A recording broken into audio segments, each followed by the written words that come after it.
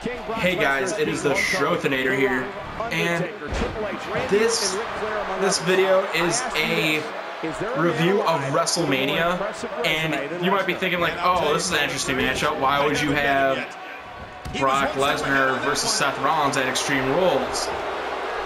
Now, let's go back to Wrestlemania and talk about, before I get to that, let's talk about everything that happened at Wrestlemania.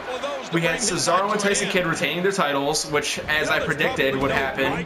Surprisingly enough, it actually did happen. Cesaro and Kidd won the tag team match, the Fatal 4-Way tag team match. One of the Usos did the Uso splash on Big E Langston. Cesaro tagged himself in right before the Uso splash was completed. Cesaro threw out the Uso and pinned Big E Langston to win the match. Then we had the Andre the Giant Memorial Battle Royal, and we had Big Show and Miz Dow as the last two after the Miz threw out after Damien Mizdow threw out the Miz. My bad.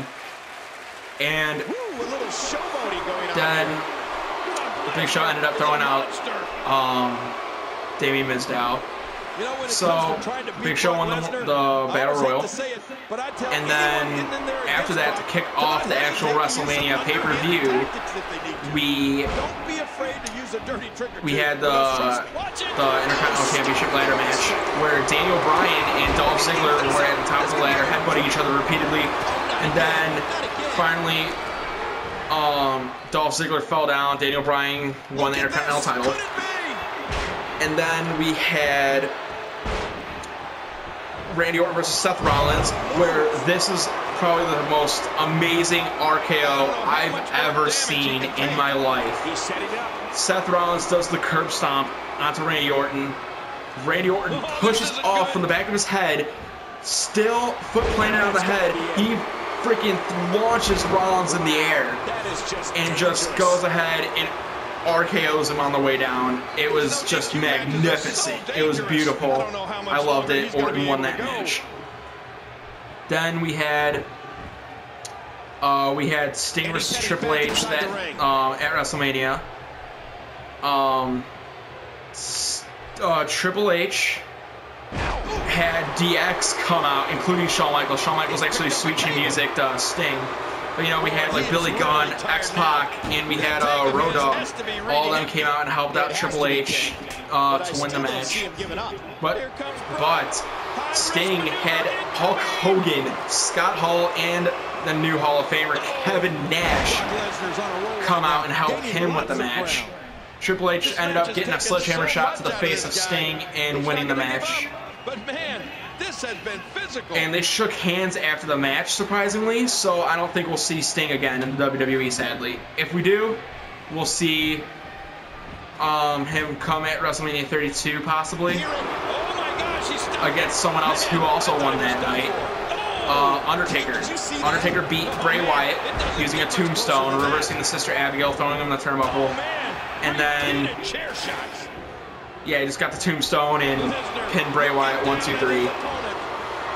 And then we also had Paige and AJ Lee beating the Bellas in the tag team match. AJ made Nikki Bella tap with the Black Widow. Or I think that's what she calls it, at least. Now, we also had the United States Championship.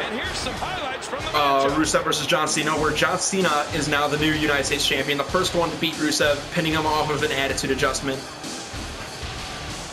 Lana distracted Cena. The ref was looking at Lana, and then, you know, Cena turns around, dodges Rusev's attack. Rusev hit Lana off the ropes, and then John Cena, attitude adjustment, and got the pin. Now let's be honest. So, this one wasn't even awesome WrestleMania already so far there. Like, even though there's some guys that won matches that I didn't predict or whatever, a lot of my predictions did come true though. If you saw my last video, go back and look at who my predictions were. Then, in the main event, we had Brock Lesnar versus Roman Reigns.